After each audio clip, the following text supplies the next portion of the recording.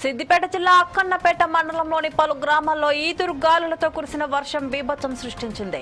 బలంగా వీచిన గాలుల దాటికి పలు గ్రామాల్లో ఇళ్ల పైకప్పులు కొట్టుకుపోయాయి. రేగొండ గ్రామంలోని ఐకేపీ ధాన్యం కొనుగోలు కేంద్రంలో వరి తడిసి ముద్దయింది. ధాన్యం కొనుగోలులో జాప్యం వల్లే పంట నష్టం వాటిల్లిందని రైతులు వాపోయారు. పలు చోట్ల మామిడికాయలు నేల రాలగా విద్యుత్ స్తంభాలు విరిగిపోయాయి.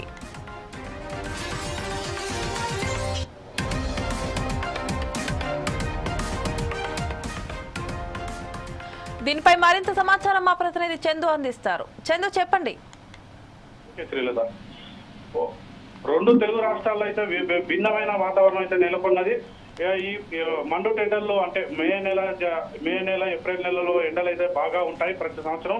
అదే విధంగా ఈ సంవత్సరం కూడా మార్నింగ్ ఉదయం వేళలో అయితే ఖచ్చితంగా ఎండ అయితే విపరీతంగా ఉంటుంది. సాయంత్రం అయ్యే వరకు ఈ ఎండ అంటే వాతావరణం ఒకసారి చల్లబడి భారీ వర్షాలు ఈదురుగాలులతో భారీ వర్షాలు అయితే కురుస్తున్నాయి.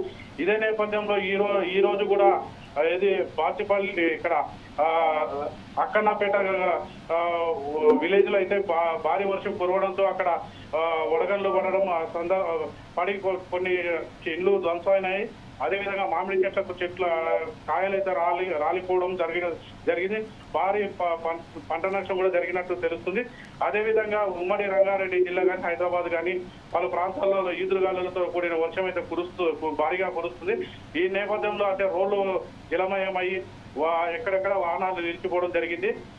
ఈ భిన్నమైన వాతావరణంలో అంటే ఒక రకంగా ప్రజలకు ఉపన్యాసం అయితే ఇస్తుంది. అదే విధంగా చూస్తే కొన్ని గ్రామాలలో విలేజ్లలో ఈ వాతావరణం వల్ల పంట నష్టం వల్ల రైతులు నష్టపోతున్నారు. ఈ భిన్న వాతావరణంలో అంటే వర్షం రావడం, ఎండలు కాయడం ఈ ఒక రకంగా చెప్పుకోవాలంటే విత్తనే అని చెప్పుకోవచ్చు. శ్రీలత.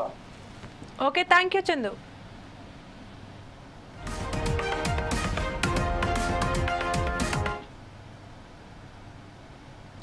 సీఎం చంద్రబాబు పుట్టినరోజు